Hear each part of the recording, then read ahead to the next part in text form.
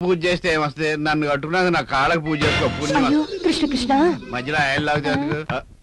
ఎవరో వచ్చారు చూడు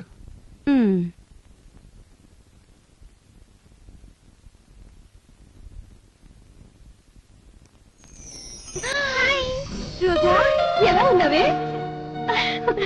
హాయ్ అక్క నేను చాలా బాగున్నాను నువ్వెలా ఉన్నావు బాగున్నాలే హాయ్ బావా ఏంటి సడన్ గా ఎలా వచ్చావు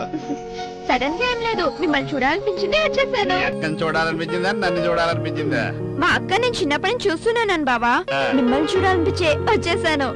అయినా మీరు పెళ్ళైన కొత్తలో కంటే ఇప్పుడే చాలా స్మార్ట్ గా ఎలా ఉన్నారు అవునా ఉపవాసాలు ఎక్కువైతే ఇలాగే ఉంటది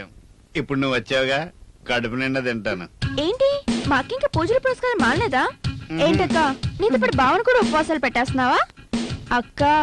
ఇంట్లో ఉపవాసం పెడితే బయట రుచులు మరిగే ప్రమాదం ఉంది జాగ్రత్తగా చూసుకో నువ్వు నోరు మీవి సిగ్గు లేకుండా ఎలా మాట్లాడుతున్నావు ముందు నువ్వు లోపలికి పదా